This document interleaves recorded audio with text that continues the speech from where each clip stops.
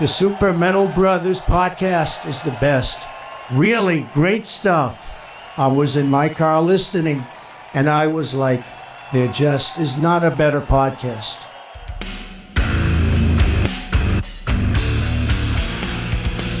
No, you were telling me the other day that you started talking about baby metal. Yeah, like they're from Korea. Are they? I thought they were from Japan.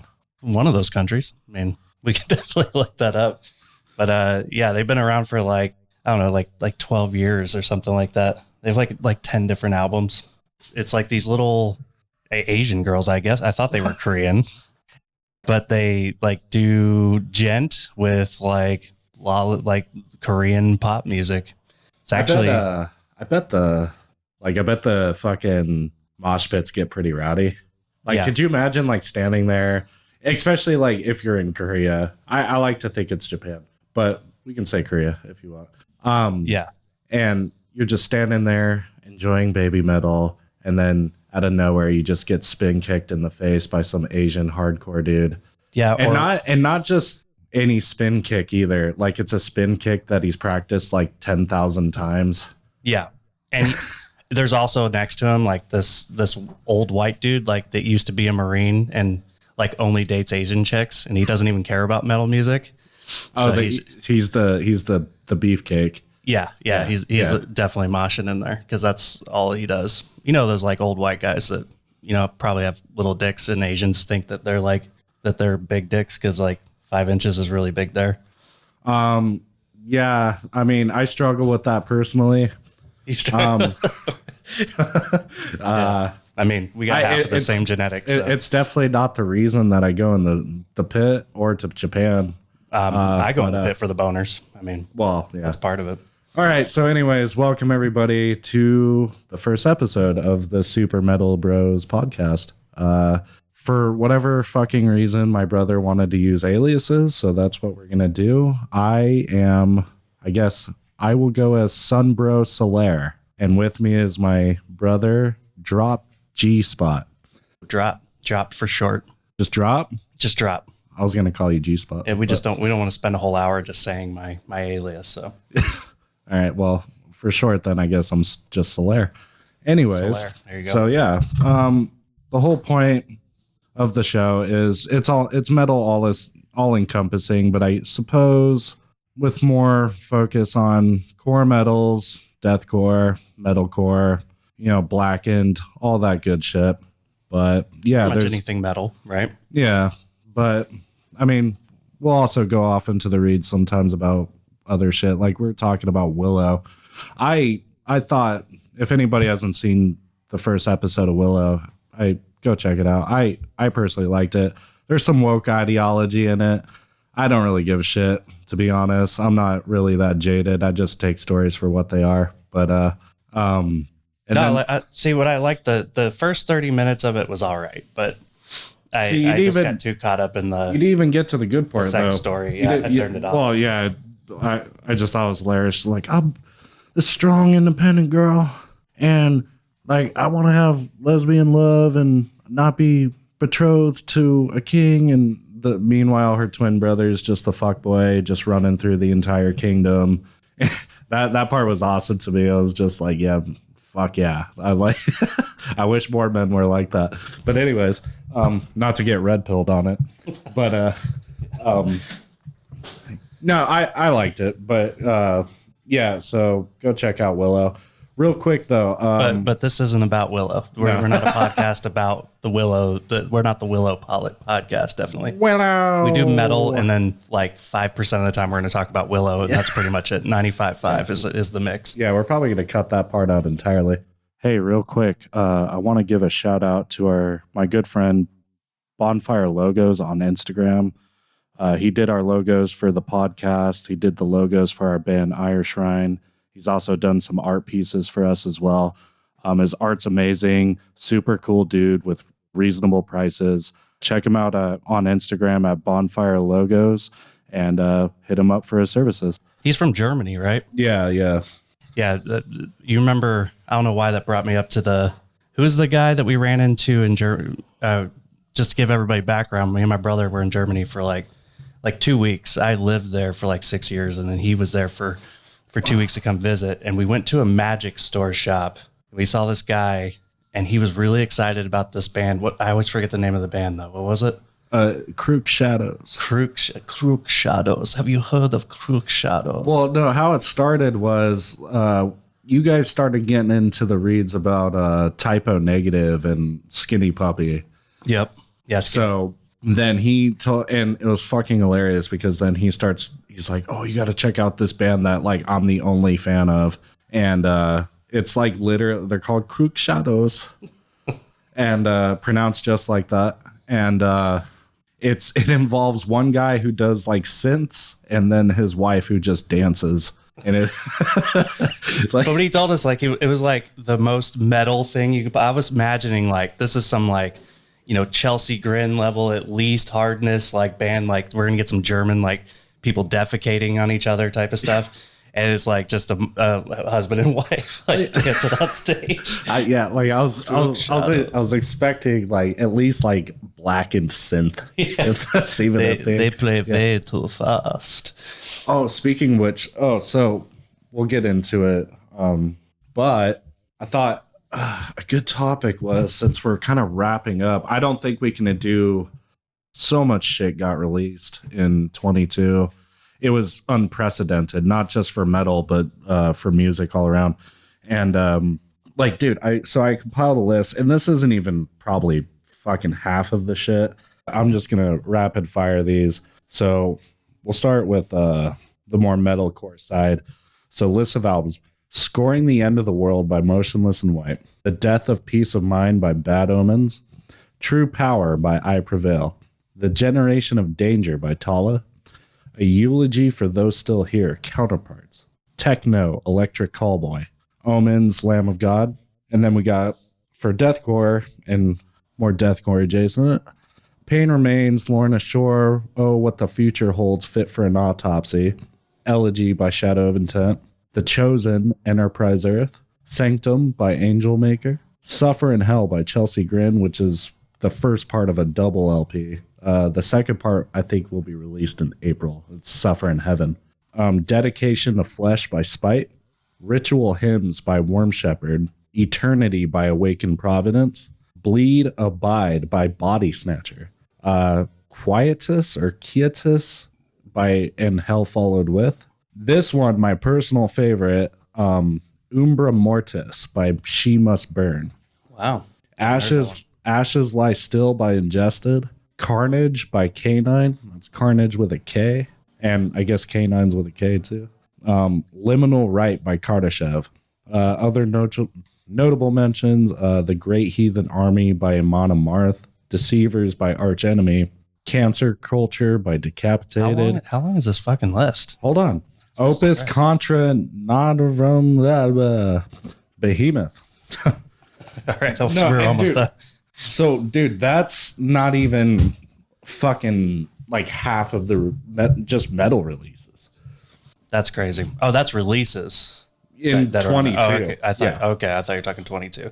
Yeah, that's a good transition into like the state of metal today, because I think that's a good call out where we could start off, because me and you talk about this a lot. Is kind of, we like to spend a lot of time, and really the history of why we did this podcast is because me and Solaire had to spent a long time like talking on the phone, hours and hours, and like we always get really deep on stuff.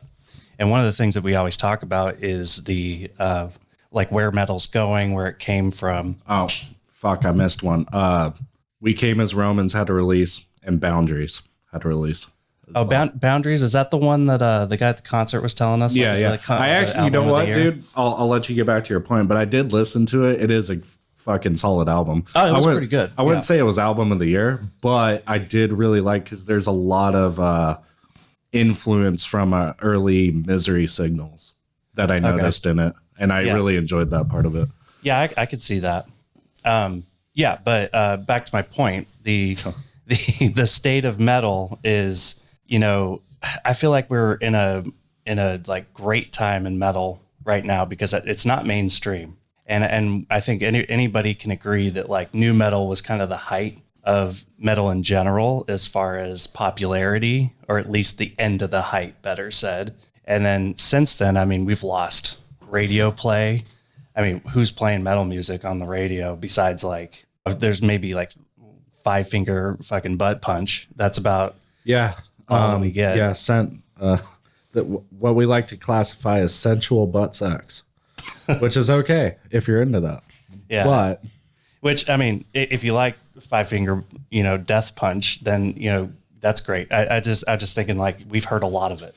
the thing with, I mean, we're kind of getting off topic. We can't, but I will say that the thing about Five Finger Death Punch is if they would have came out around the time like of new metal, like, pre In Flame, when we discovered In Flames and As I Lie Dying, we would have liked Five Finger Death Punch. Oh, I definitely agree. They would have been one of my favorite bands, like 2002, 2003, definitely. Yeah. I mean, we've come a long way, and I guess that really goes into it. Is like for me, really, the transition was it started off probably with Guns N' Roses when I was a little kid. That's what got me into the sound of guitar, really, and then I heard Korn for the first time when I was in like 6th grade, and that really like changed me. And then Slipknot came, System of a Down was around the same time. And I'm going to touch on that real quick because that was the pivotal moment for me, because while you were steady getting into that stuff, the defining moment that I had gotten into metal and we actually bonded over it was indeed the first time I got into it was when, and this is back in the day when MTV played fucking metal videos all the time. Sugar by System of a Down. Yeah. Saw that for the first time on MTV and we were like, I remember that moment perfectly. What the fuck is this? Yeah, I mean, it was on kicking her old baby. Yeah. She's okay. Yeah, we watched it on MTV too, actually. It was like it just came on like I think it was Headbangers Ball or something like that. It's the first time we'd ever seen it. It blew our minds. I remember dancing around the room like just going insane. And then I would say for the timeline from there, it quickly went to Slipknot. And then after that, I didn't really get into, because I was 9 probably when I first discovered System of a Down and Slipknot. And then I wasn't really super passionate about music at that point. But the next thing when Iowa came out, that's when I really started to pay attention and start getting into music at a real deep level. I think Iowa was a good transition album for everybody because it took you from the new metal. Really, it just took you into what we call metalcore today. It was actually a little harder than what we would call metalcore today. I think it still stands up. Well, for me, it's my personal favorite. Most would probably say that Subliminal Verses was probably like the magnum opus. Yeah, I would argue that it was Iowa. I think Iowa is easily their best album. Musicianship, probably Duality, I think, or that album, the Subliminal Verses. But Iowa was just definitely raw aggression. It was a step up from what I thought was their first album, but actually was their second album. Right. What's the first one? Kill Mate, Feed, Repeat. That was the EP, I believe. That was the EP. Okay. And then the first was the self-titled. The one with the numbers on it. Yeah. Oh, okay. Well, that was the first album then. Yeah, but Iowa was just a whole new level of aggression. And I think if you listen to it today, which I did like a couple weeks ago, I listened to the whole album, it's still standing up because I listened to it in between to listening to Slaughter to Prevail. I think Spite.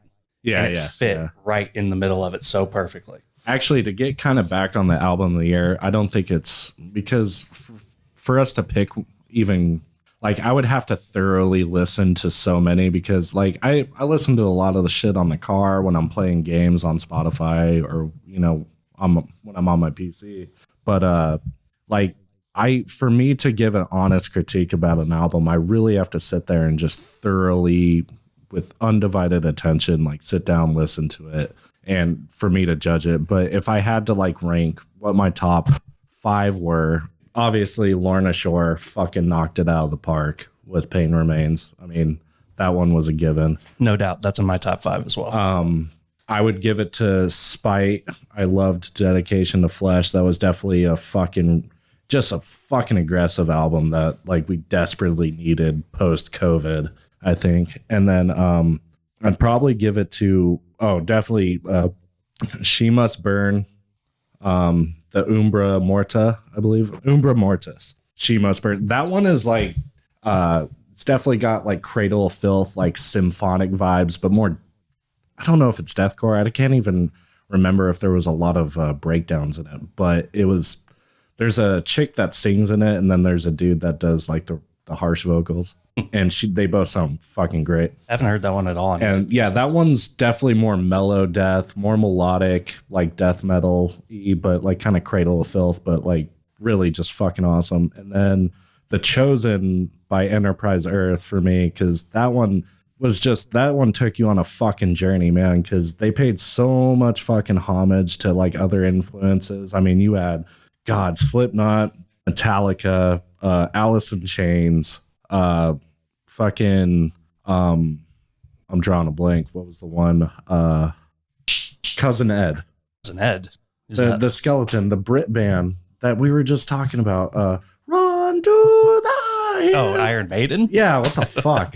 God damn it, dude. I hate my brain. Anyways, yeah, fucking there was Iron Maiden in there. Dude, I mean, they were just all over the place with that album, and it was fucking incredible. So yeah, and then I would say for the fifth one,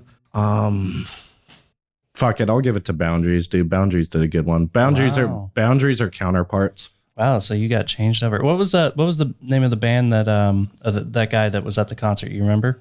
I don't remember his name, but the band he was in. So the two dudes we met, I know the one dude's name was Andy, and he was a guitarist for a hardcore band called Heat and a band called Earth Rot. So shout out to those dudes. Yeah, if they ever listen with our 0 listeners that are gonna get out there, be like, oh, dude, they mentioned our band. Hey, if my wife is listening right now, go check out Earth Rot. Earth Rot. And then the other dude, I feel like shit because I can't remember his name, and he was a super cool dude. But he is in a band. He is the vocalist for a band called Bloodletting.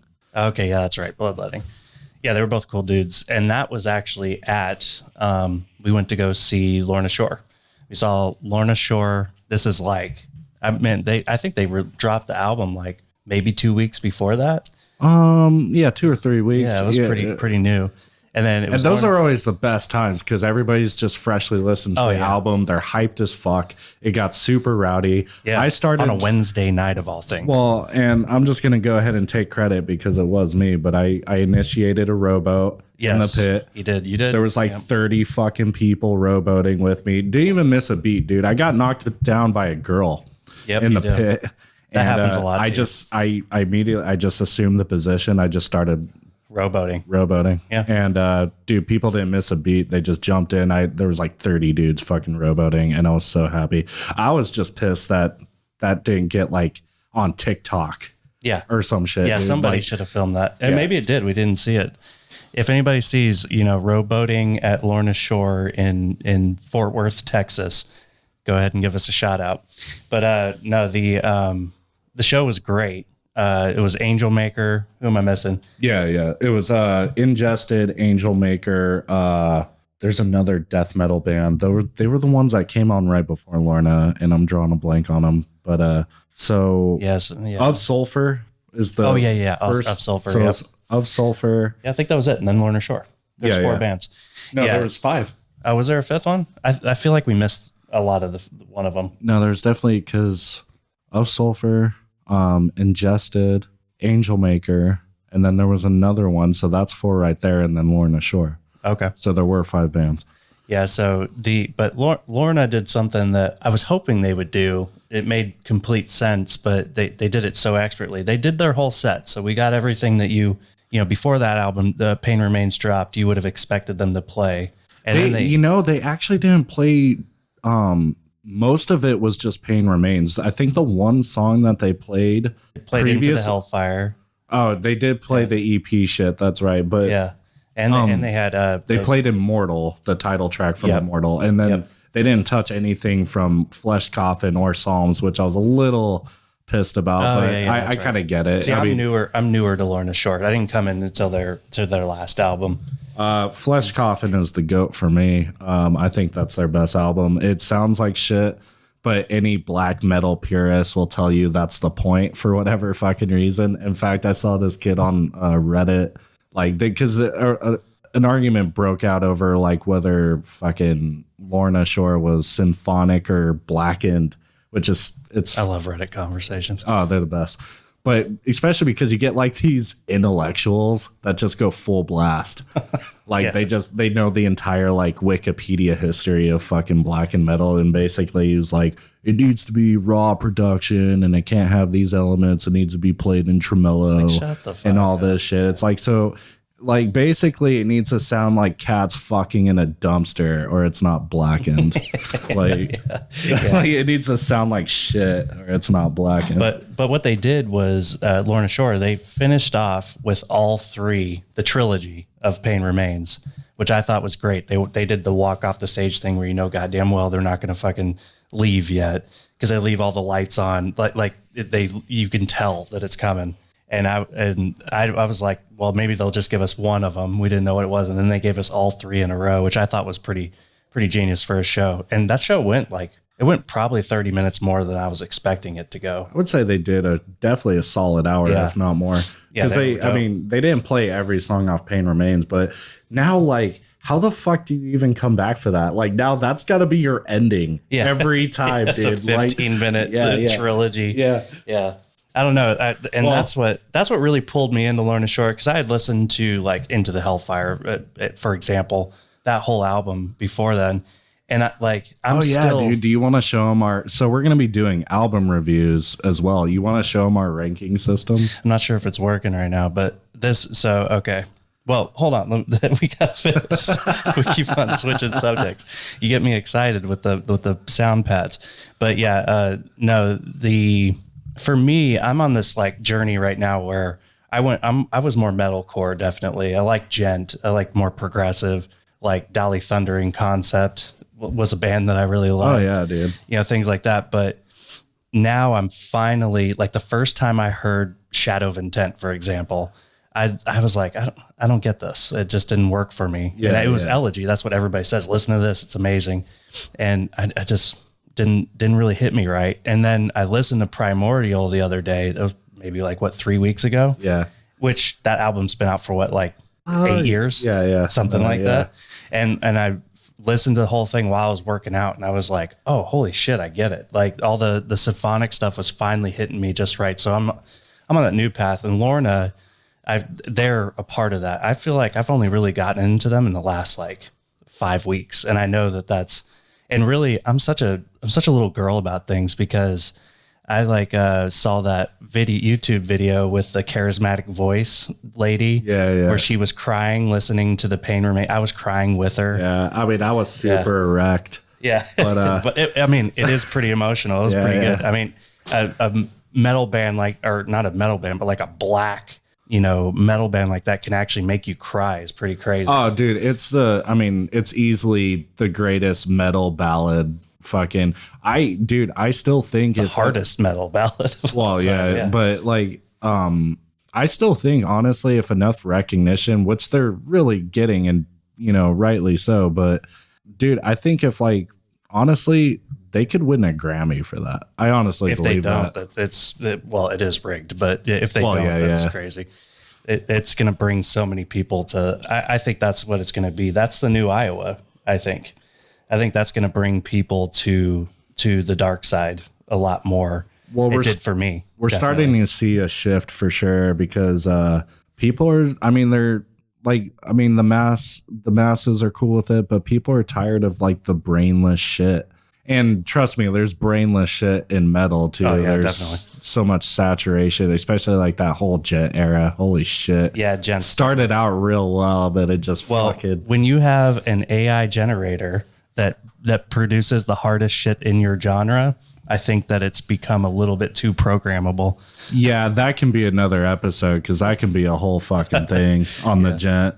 Yeah, fucking AI. I think we're going to use the AI generator as our opener because I think we can do that royalty free. So yeah, we're definitely going to do that. But no, you mentioned people. Yeah, people are tired of like the fucking mumble rap.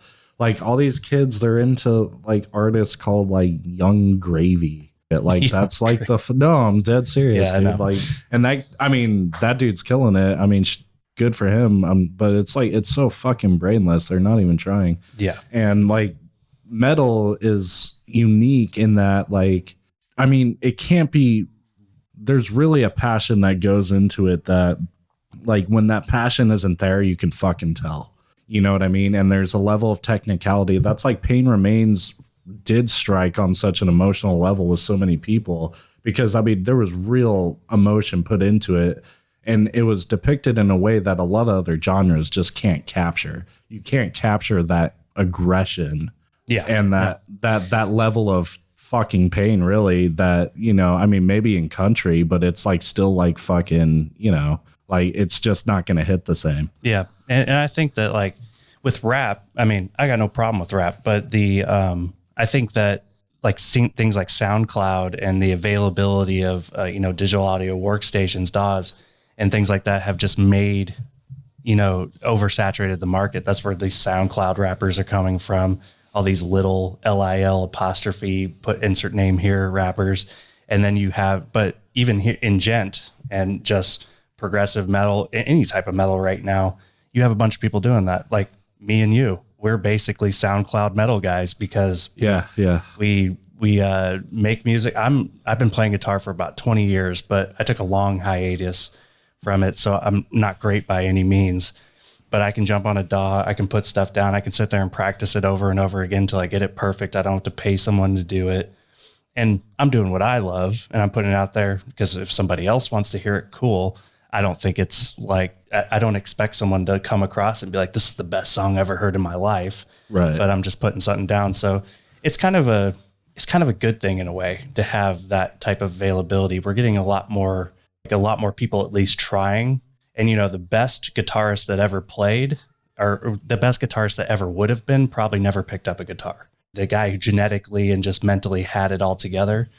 Now today, there's more likelihood that if that guy's born today, he's probably going to pick up a guitar. He's probably going to try to record his music. He's probably going to do those things. So we make it more quality. And as long as it stays off the radio, in my opinion, I think it's going to be all right. When people are trying to emulate Slipknot, that's when we got problems. Actually, it's funny that you bring that up because my wife, she's gradually into metal. She's gotten better over the years, but she was telling me to watch this band called Vended, which is literally made up of like, I don't know if the whole band's like the sons of Slipknot, but I know two of them for sure. Like the vocalist and the drummer are like, the vocalist is Corey Taylor's son. And then I think the drummer is Sean Clown. But it's literally just Slipknot Jr. Sounds exactly like Slipknot. But if you're Corey Taylor's son, okay, that's cool. Like, dude, to be honest, sound like your dad. Actually, to be honest, dude, I wouldn't be surprised if like they wrote like the first album for him. Hey, dude. Like, wouldn't you? If Corey Taylor was, I'd definitely be doing that shit. Yeah, I don't blame him at all. Yeah, but I think for me right now, my top five. See, it's not so time based. I think you kind of keep up a little bit better than I do, but for me, Primordial just became probably my favorite album. It's my workout album. Dude, isn't that the best though? Is like when you do, I think those hiatuses are necessary, dude, because then you come back and there's just a plethora of shit. Yeah. That like, I'm even still discovering shit. Like, cause another good one, it was a black and actually it was funny cause everybody, this was it January 14th, I believe. You had Enterprise Earth, Shadow of Intent, Fit for an Autopsy, and Worm Shepherd all released albums in 2022. So they've dubbed it Deathcore Day. But nice. I had never heard of Worm Shepherd. And I mean, they're not the biggest band, but like, I'm discovering shit every day. And Spotify's great for that. But also a problem it creates is that it's just so at our fingertips at any given moment that I think a lot of people just listen with shit in the background nowadays. You know what I mean? Like, they're not really listening. And people are more dependent on singles or like having a single in a playlist. Well, I think that's why like Spotify goes off of downloads rather than just listens, because a lot of listens could just be streaming. Yeah. They're more concerned with because if you downloaded it to your phone, I think that's more considered like closer to like buying the album if you're committing it to the memory of your phone because you only got so much. So y'all need to be downloading that shit. Yeah. And then just take it off and then just re-download it. So have you listened? How do you say that band? Tala? Tala. Have you listened to their new album? Yeah, bits and pieces. It's actually pretty straight. It popped up on my Spotify. Yeah. And I was listening to it. It's the lead singer is wild, man. He's System of a Down style. He does some wild, like weird noises. Yeah, he has some shorts on YouTube that he I've watched some of his shorts for like trying to learn vocals and shit. And I mean, I would argue he's probably one of the best in the game vocally.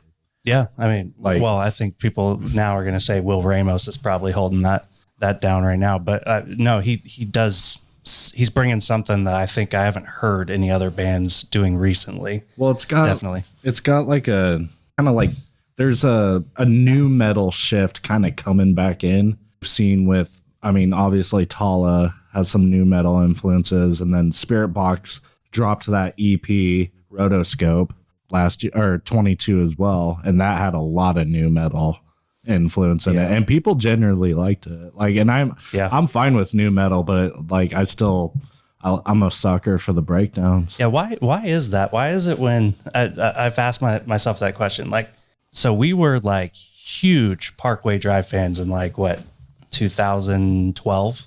No, before that, because I was like 19. Yeah, so I think so. That was like 2009. 2009. Okay, yeah. So around 2009-ish, and we were for a few years at least, you know. And for me, that was another one where like what got me into them. I had heard "Killing with a Smile," and I loved it. I thought it was great. And then because you know, Anastasis Xenophon is amazing. You know, Romance is Dead, amazing. And then I was in Iraq actually when I heard those ones. And then when they came out with their new album, they released a video. Do you remember this? It was on YouTube. It was like a 30-minute video, and it was just them touring on the new album when they came out with Horizons. And it was them. No, you mean like the DVD? It was a DVD. Yeah, they released. Right. So what it was, they released a deluxe edition of Horizons that included that DVD. And the DVD was just them being pissed off that they have to play music and trying to surf everywhere that they went. And I remember thinking like, this band doesn't even give a shit about music. They're just like going around like, dude, can we surf? And that was even the DVD was all about that. They were just like puking and throwing up and like playing music so they can surf. But dude, that was easily like probably the best metal documentary I'd ever seen. It was great. It made me a Parkway Drive fan. Watching it, like seeing the music, but seeing their music in context to surfing, like why they were like hitting the waves and stuff, because it was kind of like how they see the world and the way they hear that music. Because you know, music, you know, especially metal, I think everybody has a different image of what it is. Like people who don't listen to it, they just hear it as angry. Right. But for them, like the sounds that are like layered on top of that thing that they do, probably because they're thinking up, you know, riffs and things like that while they're doing it or talking about music. So that's metal to them, which I thought was really cool. It was a view of, you know, metalcore that no one ever got. Like they weren't trying to be hardcore or act like Satanist or something like that. They were just dudes who like to surf. Yeah. Well, and that was definitely their best era, I'd say, from obviously Don't Close Your Eyes to Deep Blue. And then but that's a point when they became famous though. When they like hit that tier where like everybody wanted to hear Parkway Drive, I couldn't fucking stand them anymore.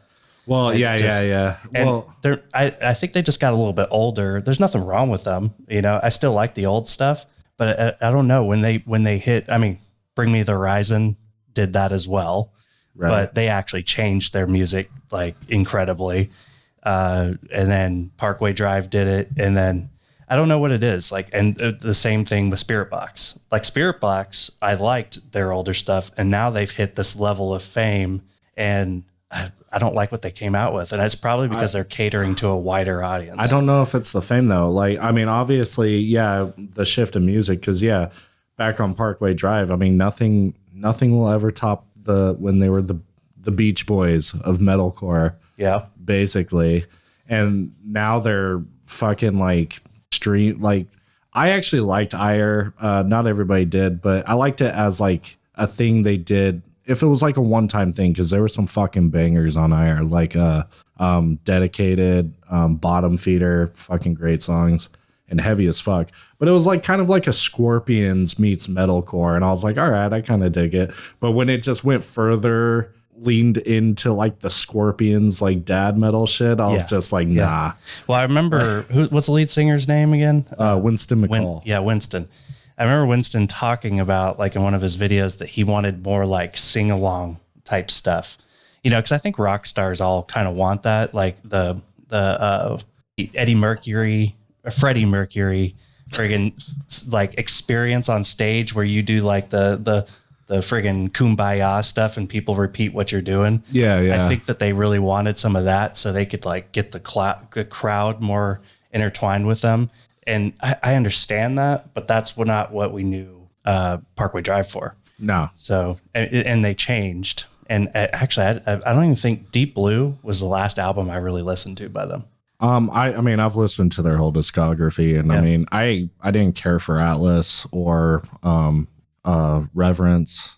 New one, Darker Still, is just fucking atrocious. It's terrible. I've just seen the memes online. It does not fuck. No, it doesn't fuck. It does not fuck. It definitely doesn't fuck as hard as Ohio is for Lovers by Hawthorne Heights. That's the most optimum fucking that you can possibly do. That shit fucks. Yeah. Actually, no, because we saw Hawthorne Heights. Actually, it was funny because they shared the stage at that So What festival, and they went on right after fucking Spite, which was like the greatest fucking transition ever. Nice. And no, Hawthorne Heights fucking killed it, dude. But dude, that's the point, is Hawthorne Heights is doing what's true to Hawthorne Heights, and they're not anything but, you know what I mean? Because now, like, and I can even say that about Bring Me the Horizon, dude. I think Bring Me the Horizon's killing it. I don't really care for their new music as much, but it feels genuine to what they want to do as musicians, where I feel like Parkway, I don't know, man. It just feels so fucking robotic and like just not genuine, and I just don't fucking like it. In their defense, I think there's a market for that. I think there's people who want to hear what they're doing now, definitely, because actually those albums I think are more popular than the albums that we like. There's a lot more listeners to them. So I think that it's just not for me. It's not for me in my metal journey. And listen, despite like, you know, the criticisms I give, I don't give a shit when bands sell out. You know, I don't care. I say sell out. Yeah. I'm all for, if you put out like some solid releases, you've left your mark, you've made an influence. That's actually what we're going to do. Let's you and I just get to a point where we just do a banger first album that like everybody loves, and then let's purposely just sell out for the second one. So every metalhead is just like, the first one was great, the second one blows ass. I'm going to write a blows ass album on first, just so people can say that about my band. They had the best album of 2023. It was amazing. I loved it. And then they came up with that bullshit in 2024. It's just me, like it's just sounds of me jerking off in a mic. It would have to be, because I don't have the vocal range to even attempt to sell out. So yeah, we'll just get some samples online and just do some SoundCloud stuff. We should put beats in our music after that. Oh yeah, dude. We should do some auto tune, fucking lo-fi SoundCloud rapper beats with with slow solos over them. Fuck yeah. But we go from like a deathcore album to that. And then we do that, but deathcore in the next episode. Yeah, and then we find some like Korean girls to dance behind us like in a music video. And don't do it like it's funny. Like we're seriously having these girls dance? I don't want to be associated with lollycore. Lollycore? Yeah. Lollycore. Lollycon, that's the name of the like hentai little girl anime, right? Yeah. They call it Lollycon. Yeah, dude. Yeah. Yeah. Maybe we shouldn't spend 30 minutes talking about Lollycon on our first podcast. That might be a good idea. Yeah, I'm probably not. He's like, I don't want to get canceled day one. It's like, we don't have listeners when we're getting canceled. So I'll play our rating system. So our rating system let's see if it works. is this. Yeah, we'll test it out. So it's weird because it's like a 5-star rating system, but you can only understand what star it is by hearing it in context. So I got to play them in a row. So here is star 1. Did you hear that? Yes. Cool. All right. Here's star 2. Star 3. That's star 4. And then if it fucks harder than anything has ever fucked before. Absolute banger. Absolute banger is this. I think that fucking rocks. And I think everybody, if anybody's listening to this podcast, I'm pretty sure they know where that came from. I mean, how could you not know where that comes from at this point? They do now. Yeah. It's a Lollycon band. Their name is you know what though, dude, is like everybody is really wholesome when it comes to baby metal. I've noticed. Like I think Sam Carter from Architects has been seen with them and like shit. Like they all support baby metal, which is fucking great. Yeah, I mean, well, it's if you think about it from their perspective, if metal like gent and shit like that gets big and they're from Korea. I'm almost positive they're from Korea. They're Korean. They're the same place. They're the same place that boy band that everybody listens to now. I mean, you're probably right. Yeah, I'm pretty sure they are. But either way, if Korea starts getting a hunger for metal music, imagine how great that's going to be. Dude, they can overthrow Kim. Dude, it would be amazing. Just imagine how much more viewership and listeners they would have, because like that's a huge population of people that I don't know if that population's really into any of the stuff that's going on in like any of the core music. Well, that's why I thought it was Japan, but I mean, I know Japan for sure definitely has a metal scene. Yeah. There's definitely Japanese deathcore and metalcore bands for sure. Oh yeah, they definitely do. Let's see. I'll search it right now. But yeah, I mean, but that happened in the past actually. That Iron Maiden, Metallica, in Mexico was really dangerous in the like early '90s, late '80s, and none of the bands, like worldly popular bands, would tour Mexico at the time. And Metallica and Iron Maiden, what's another like a big band like that? Oh, speaking of which, just a side note, and we can get off to that later, but you see quote unquote Pantera come back, play their first live show. It was with Zach. No, it was found new guitarist. It was Zach Wild. Oh, yeah. So they were I'll finish it. So Metallica, actually, they started touring Mexico, and it got them huge viewership. And like, I don't know if you remember, we knew a bunch of Mexican dudes like back in like the early 2000s that were huge metal fans. And that's why, because those bands would tour back then and just turn them all into friggin' huge metal fans. But yeah, you're right.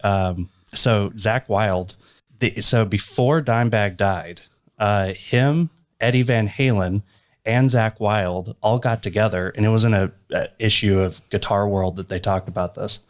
They actually were going to do an album together, like a solo guitar album together. Would be Zach Wild. Imagine how great that would have been. Eddie Van Halen, Zach Wild, and Dimebag Darrell. And then Zach Wild and Dimebag they played together all the time. I mean, if you listen to them, they have like a very similar style of playing. Yeah. So it makes sense. Like him playing for that's actually, I mean, I can see Zach Wild killing it. People were really impressed with Phil, I guess. Vocally, I guess he killed it at the show. Yeah. I didn't watch any of it, but he's one that went through some interesting stuff, because he did that real high pitched like Iron Maiden stuff in the beginning, and then he wrecked his voice box, right? And then he had to like reinvent himself. And I mean, correct me if I'm wrong, but I think that him wrecking his voice box is pretty much what led nu metal, because what they came out with after that was these like more hardcore, like groovy guitar. It went from being like more fantastical, like Metallica and Iron Maiden. They're like, run, dude, like all that, all that stuff, to like more of like a realistic vibe, kind of hip hop influence too, right? Because it like was covering like more realistic themes, like Walk. Like Walk's really like there's no fantasy to that song. It's like you want to fucking walk the walk. If you want to step up, type of thing. Is a fight song. Yeah. And there were other bands doing stuff like that. Like Hatebreed, I think, was already doing that by that point. Maybe they might, or maybe they were a little after, but that was within 5 years of them doing it, definitely. But yeah, no, I think that's really what led to nu metal, because Pantera, a lot of people are going to hate that if they hear that. Pantera are the godfathers of nu metal. I could see that. I mean, yeah, it's hard to say like that bridge between like what was the first inception of it to like what was like the pioneer of it. You know what I mean? That's like so many people get caught up in like the metalcore. No, you're right. Baby Metal is a Japanese band. You got it. Yeah. But, so sorry to everybody who's a Baby Metal fan that's listening to this. Our one listener. Like, wouldn't that be weird if our one listener was just like a huge Baby Metal fan? I mean, dude, I love them. I mean, not for lolly reasons, but I don't know. It's kind of sounding like that might be the reason. I just got to put a disclaimer on that each time, because I feel like, well, dude, imagine like, if I see you at a Baby Metal concert, dude, it's like, if I saw you by yourself on a plane to Bangkok with a Baby Metal t-shirt, like on a plane to Bangkok, I was like, oh, I know what this fucking dude's up to. Yeah. Well, I mean, like, if I see any guy sitting at a computer with a Baby Metal t-shirt on, I'm gonna get some weird vibes from that dude. I'd probably chill with them, but I mean not if they were middle aged. There's gonna be some leading questions before we can be friends, possibly. Yeah, I think. No, I like the state of metal. I like where it's going. I will say, nothing really pops off the page like, early August Burns Red or Parkway did, when we first listened to them, where it was just like life changing, or like, holy shit. You mean like today? Yeah. I mean, now I really have to like sit down and listen to shit before I can, get a feel for it. It was that way for me for a while with Angel Maker, because I was like, yeah, it's really fast paced. I mean, the guitar's good, but there was just like, it's those things you can't explain. Yeah. You know what I mean? Like, well, I think a lot of it is you want to hear the same patterns that you heard before, that's what like all these different subgenres are. They're the same patterns with a slight variation every single time. And I think you want to hear it in the first, that was like me with Shadow of Intent. When I first heard it, it wasn't the pattern that I'm used to. So it kind of threw me off, or was jarring for me at first. And then like, you have to listen to it 2 or 3 times. I think that's something that we miss today, especially with like Spotify, streaming all the time and suggesting music, is if you don't like it in 30 seconds, you skip it. And there's so much music out there that you probably will never come back to it. Right. I mean, like, that's my problem, is I listened to Shadow of Intent like 2 years ago, and I was like, I don't like it, but I know if I hear it a couple more times, I might like it. Yeah. And then it took me 2 years to come back to it, because I had so much to try out. Did you listen to I started listening to it, and I think I got distracted, so I need to come back. It was a good song. I didn't care for the cleans. Now, not everybody knows this, but Brand of Sacrifice actually rebranded. They used to be a band called The After Image, which was like a progressive metalcore. I think they're from fucking Canada, there was a huge fucking... That's where like, Structures is out of Canada. Yeah, Structures, Auras, dude. There was like a huge fucking like all like, the plurals. The the fucking the Structures and the which ironically Volumes was kind of part. I mean, Volumes was above all of them in my opinion. They're from LA though, right? Yeah.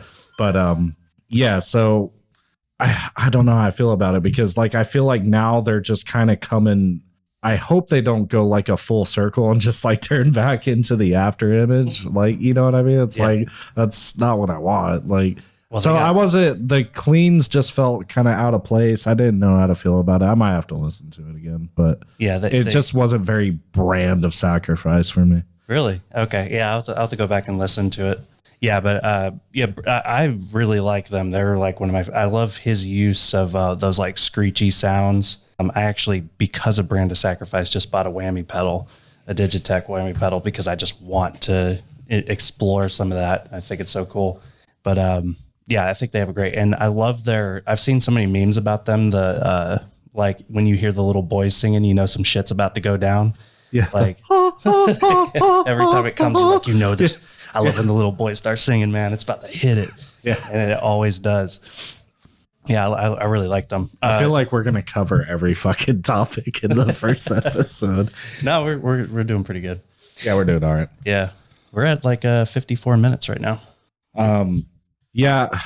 So here's a question I was going to ask you, dude, because I was starting to think about, like, if metal were to become more popular and shit, dude, like, if we were to ever get like a president that was like in the fucking metal, like probably had like sleeves and shit like hidden under like a blazer or whatever. Yeah. But like then it got me, I went, because I just have these shower thoughts all the time while I'm fucking driving.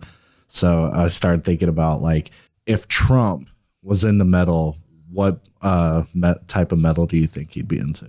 Oh, dude.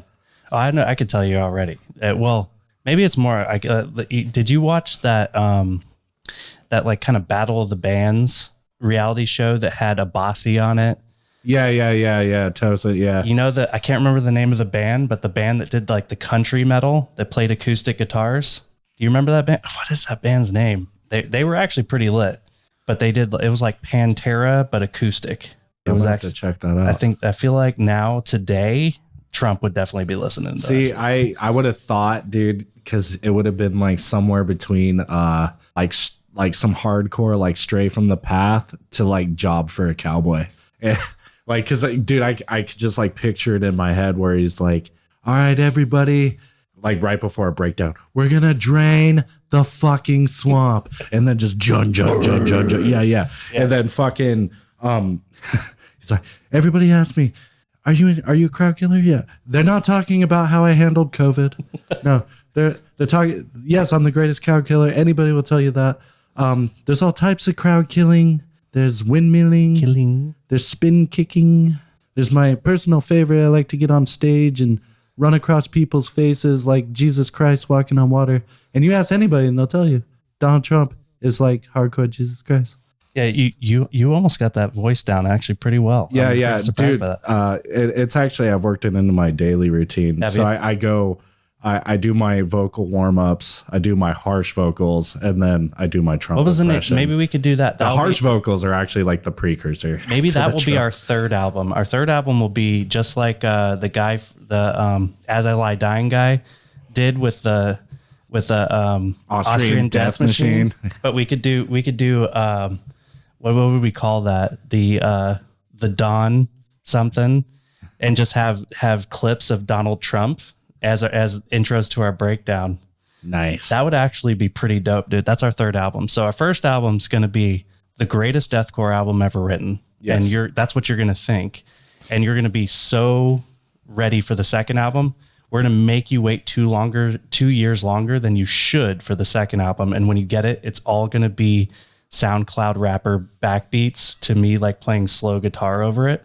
You know what it's going to be? It's going to be try like to do cleans. Well, yeah, but also there's, because you remember that era of like screamo, like the fucking like, and I don't know, dude. I honestly, people are weird about what screamo actually is. I kind of conflate it with fucking the like Broken Side and like the Dr. Acula shit. Yeah. You know what I mean? Where it was like hip hop beats to fucking screaming and shit, dude. Like do something like attack. that. Like, yeah, dude. Like mumble screamo, dude. Yeah, you could do that. But the best time to incorporate cleans is right after an album where you have 0 cleans. I don't always do cleans, but it's right after the most aggressive album I've ever done. Yeah, that's when you do it. So you got to do it then. And then the third album full blast, will be Presidential Death Machine, which will just be Trump sound bites with breakdowns. And actually, I think that people will be like, they're back. Dude, that's actually probably one of those things we could set up an AI algorithm for. Oh yeah, for Trump intros. Because I think that he has some great sound bites that would be great into that. Throw him the hell out of here.